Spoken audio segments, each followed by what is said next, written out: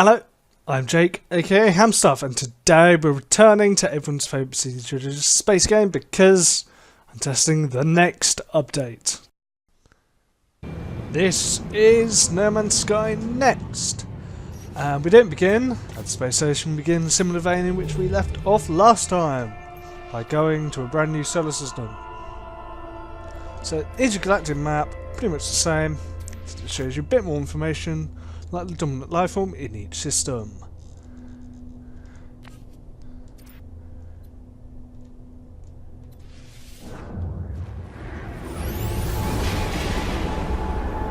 A new feature next. You can see a third-person view of your spaceship. Both when you fly in space and when you walk.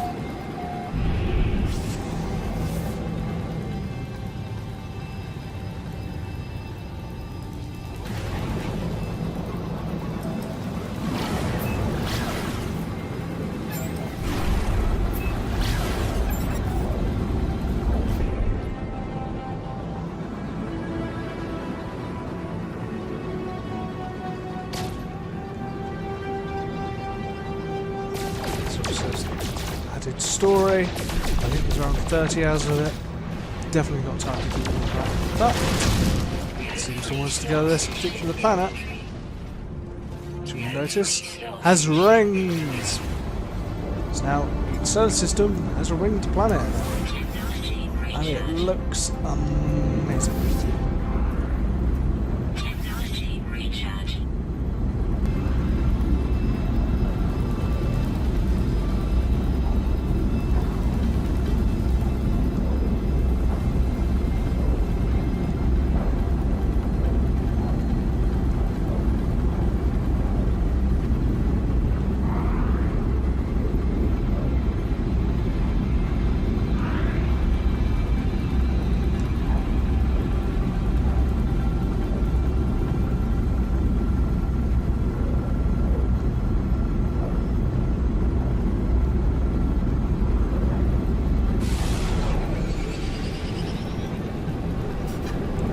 Like we see clouds.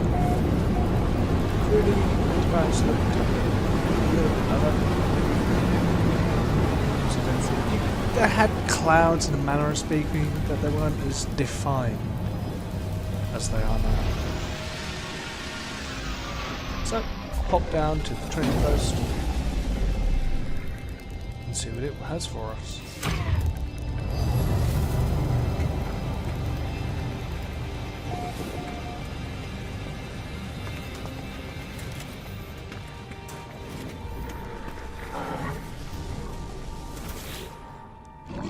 This dude. Likelihood of traveller anomaly now beyond 2 standard deviations suggests further aid blueprint offered. Unlike the other life forms I've met so far, this one speaks a language I understand, and yet I cannot comprehend. Oh. But you can pause if you want to read it. They get a blueprint for antimatter.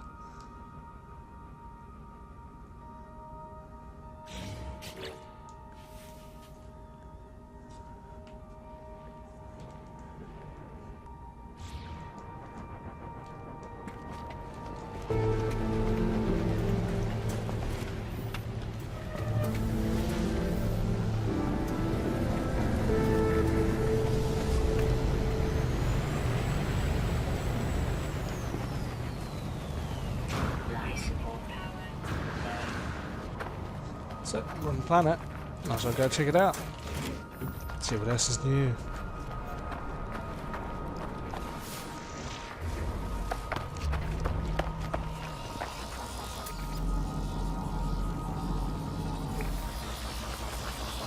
Sentinels now seem to appear more frequently and just kind of pop up out of the ground rather than seeming to just be flying in the area. I find it odd. Still scan things with an analysis visor. You see, it looks a little different.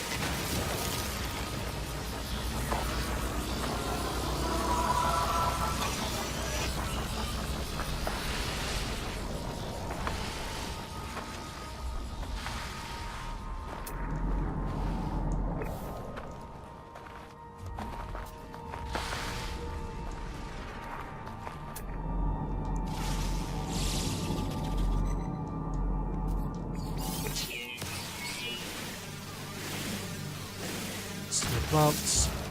They're still made of carbon.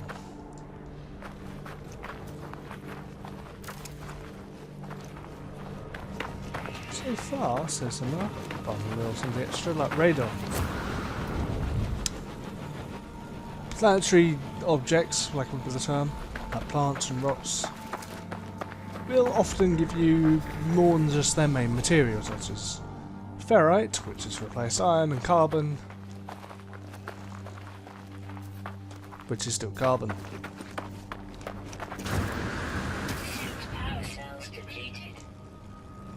One thing they changed, I don't get why, hills are now a lot more difficult to get up.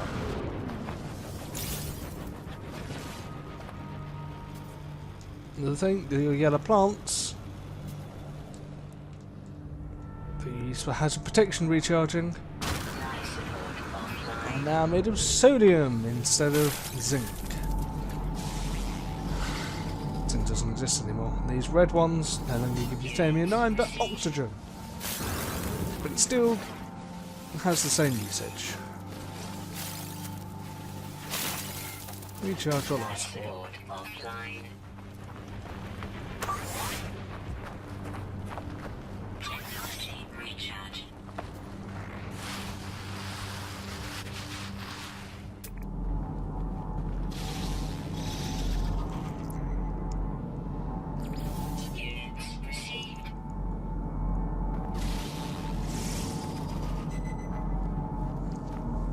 You notice the heads-up display with the analysis visor shows more detail.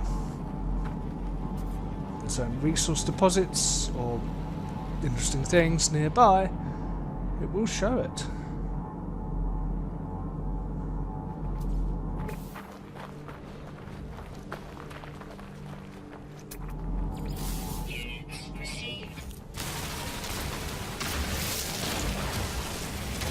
Chrysonite crystals now give you dihydrogen, which seems to work in a completely different manner, because I don't remember using chrysonite for a great deal, but now dihydrogen is pretty important. But we'll see more of that a little later.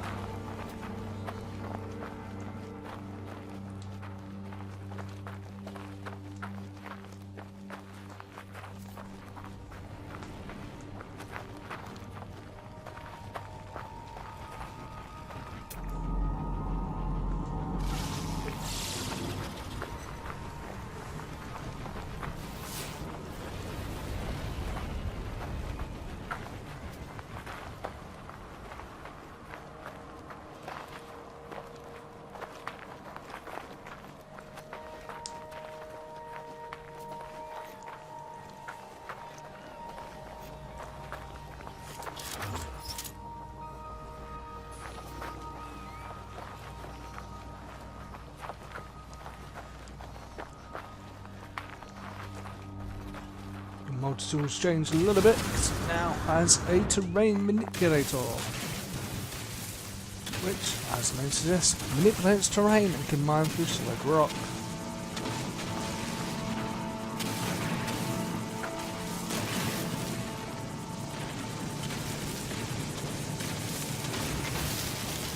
Rather than being powered by carbon,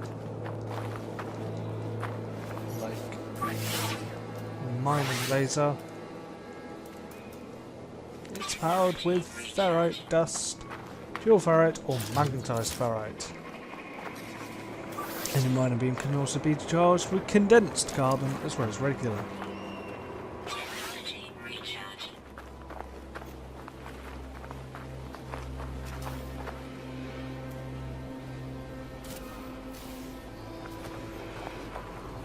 Condensed carbon purify / magnetized ferrite. The new portable refiner. Yay. Another inventory space taken up. But it's worth it. So sodium nitrate is more than twice as good as sodium. Each refined form of ferrite is better than the form you use to make it.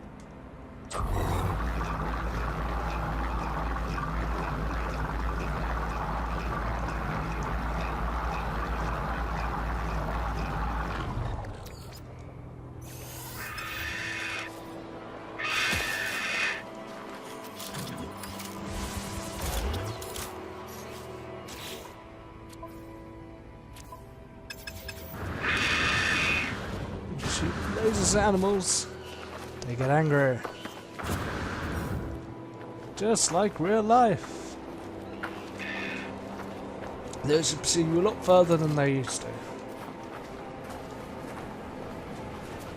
If you don't have a boltcaster, it'll be tricky to install it while being chased by something that wants to eat your face off.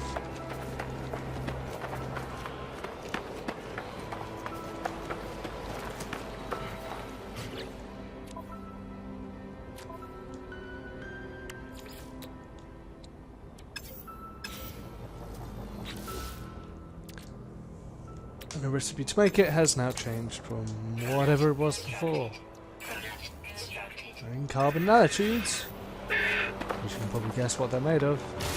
So chromatic metal, which you can buy refining copper. And this thing's still after me.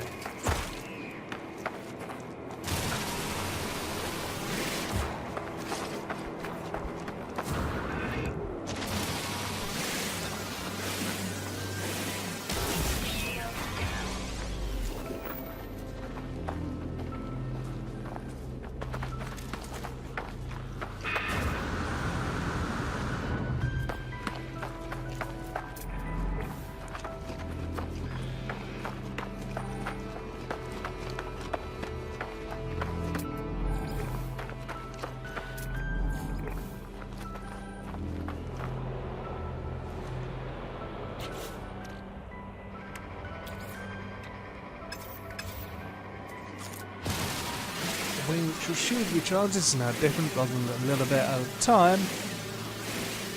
It waits a while before recharging pretty much all at once.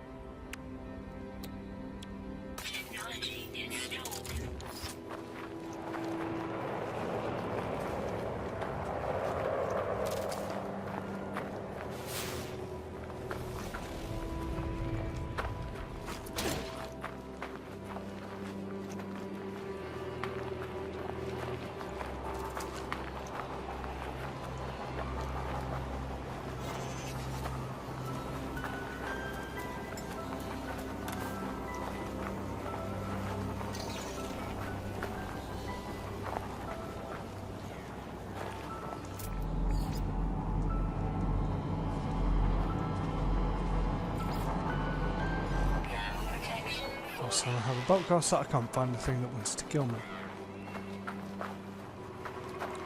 I can, however, find my portable refiner because it shows up when looking through the analysis files are.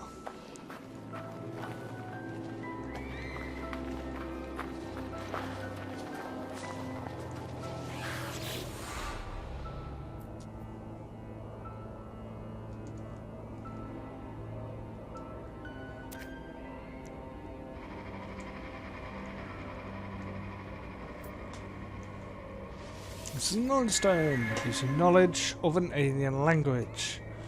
Only I don't know is why that red container seems to be floating near the side of it.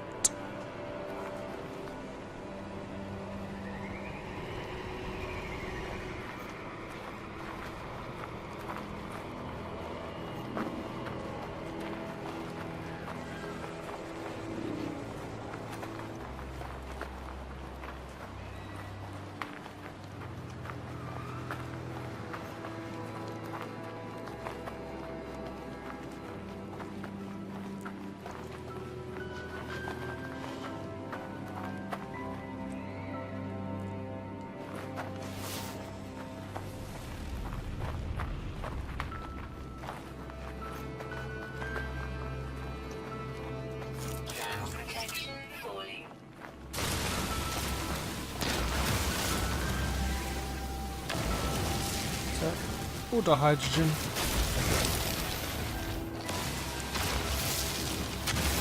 Pretty important.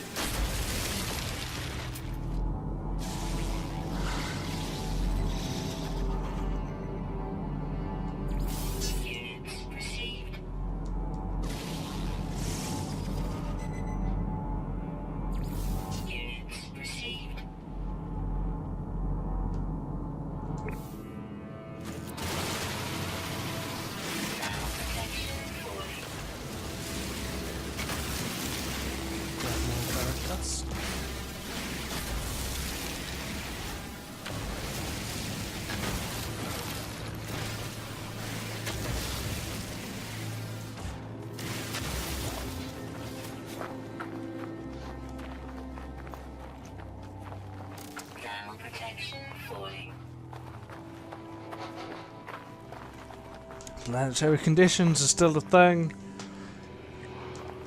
Including this planet being pretty cold at night. Extreme cold damage detected.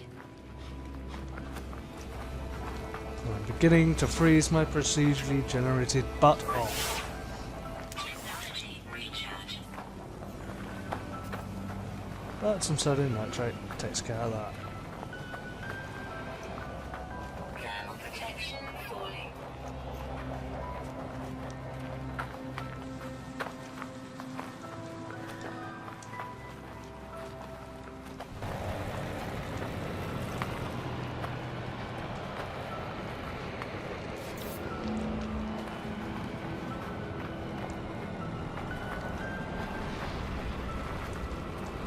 Thermal protection falling. Gills. Still problematic. Technology You can't run up them, you have to wait for your jetpack to recharge. I don't know why they did it, it's a pain in the butt, honestly.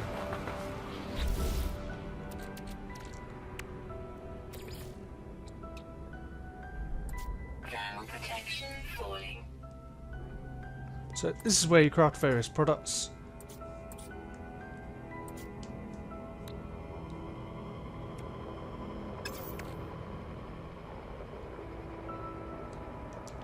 So which can be used to recharge your life support if you don't have any oxygen.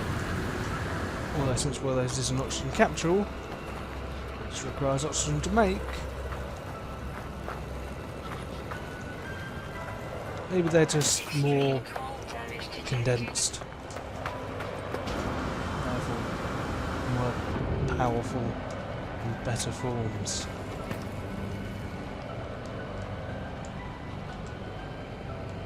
Extreme cold damage detected.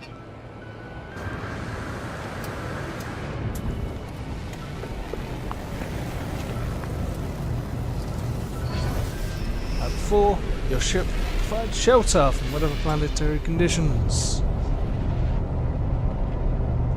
If you go back into the normal first-person view, it actually warns you about the environment and adverse conditions that there may be. It's pretty handy.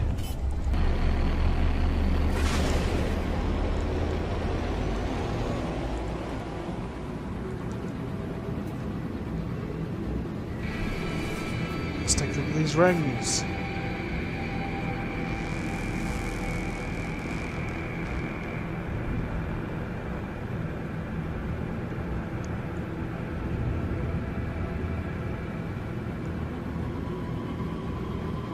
Hostile scan detected.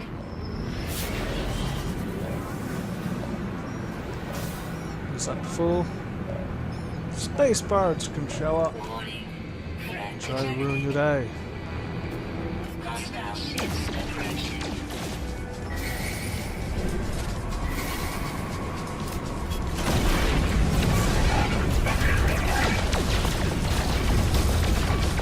Feel like that one.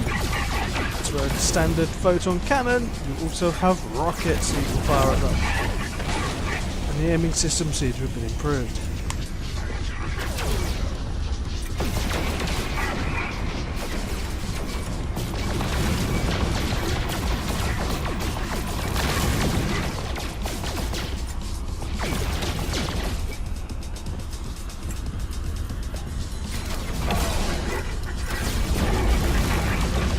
Because you switch one school, they're a lot more prone to overheating.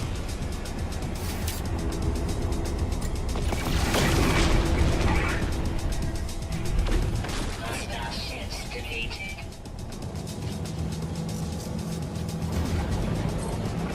That's done. Now go to the asteroids, show you how trippy rings are, and fly straight through them.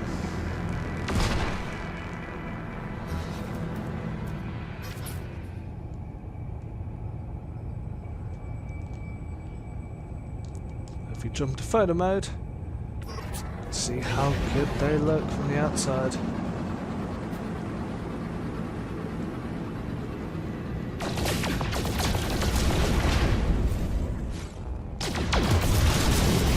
No free slots in ship inventory. stuff you get from asteroids is now different in the next update. Service under Thamium 9, which no longer exists. You power your spaceship with tritium. Product constructed. Product constructed. The dihydrogen crystals you get on the planet can be used in the starship launch fuel. It's fuel to launch the ship, just in case you think about that.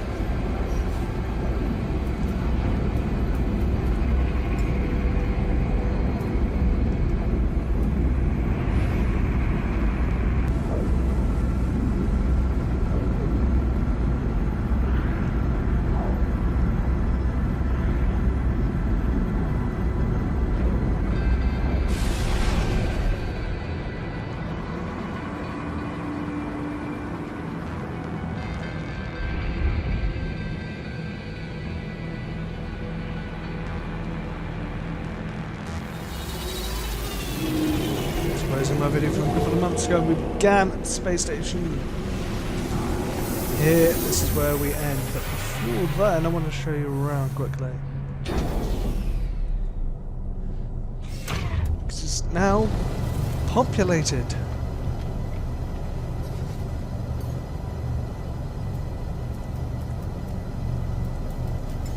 Just gonna say hi.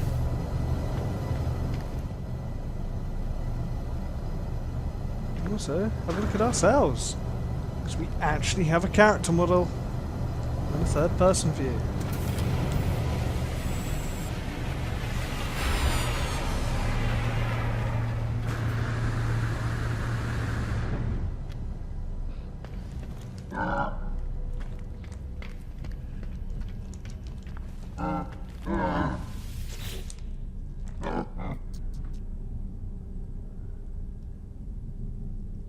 See what this guy has to say.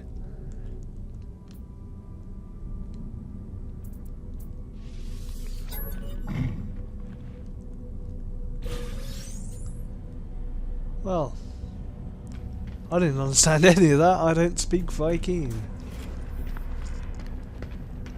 And unfortunately there's no pointing and shouting option into our areas.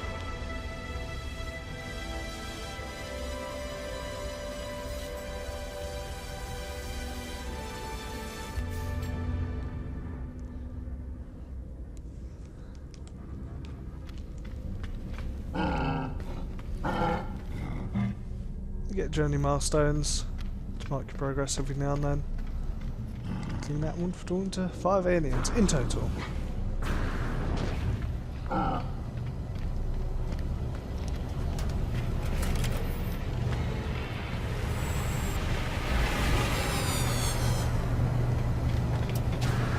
Let's head down. Got back to our spaceship. Actually, let's take it to the other side. There's stuff over here too.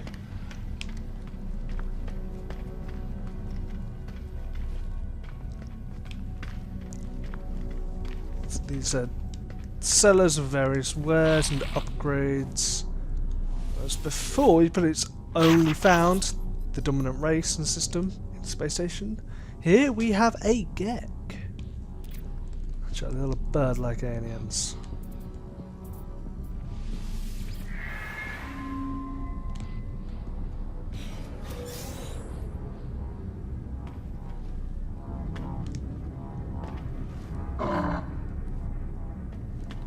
Before NMS clusters took up space in inventory here, that is going to an account, likely in-game currency units, which is a lot better.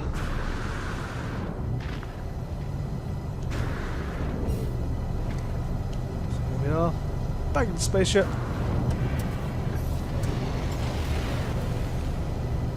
Let's have a seat.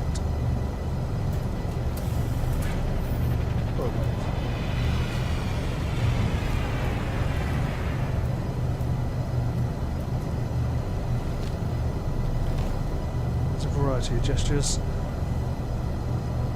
I kind of seem to be modelled on people. So, after the next update, is it still worth your time, your money and your effort?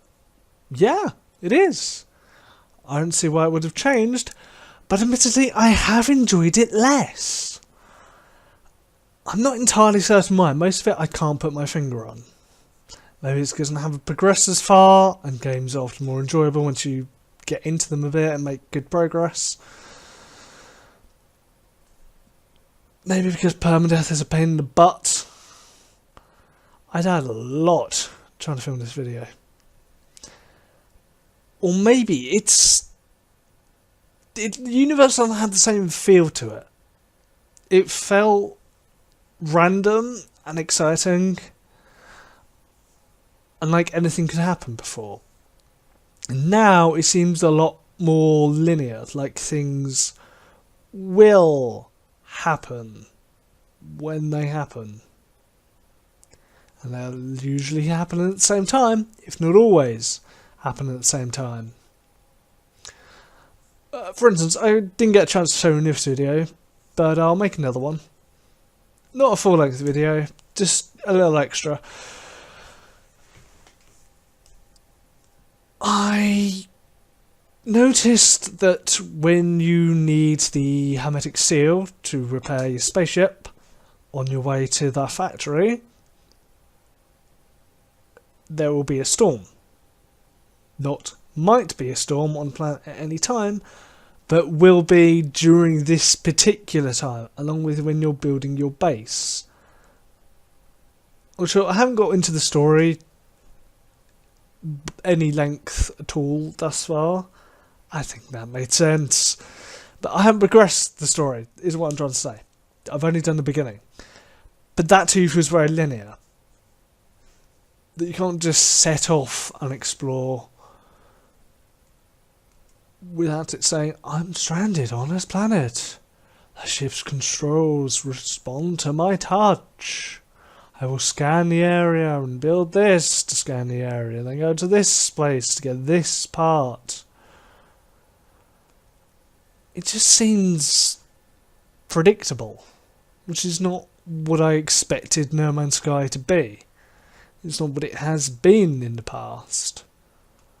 And with the story, it seems to hold your hand and guide you to certain places. Whereas I just like to explore this universe by myself. So, time, money, effort.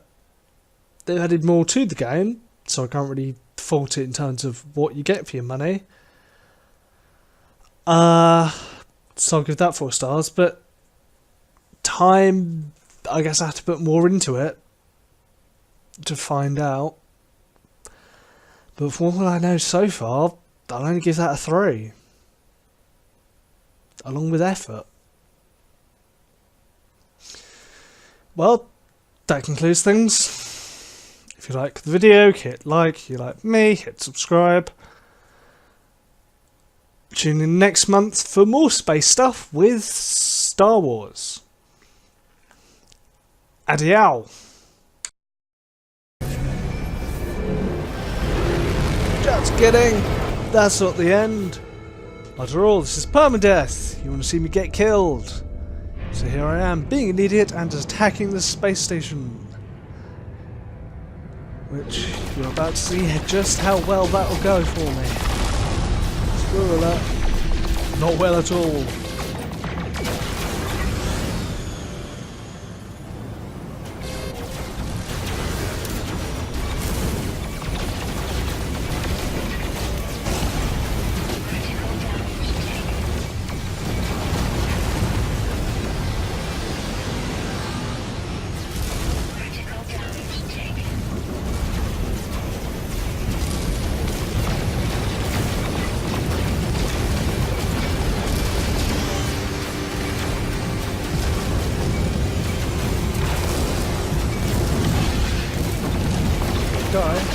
Permanent deletes the save file. It also gives you a quote. Fun fact, Neil Gaiman is my favourite author. And now we're done!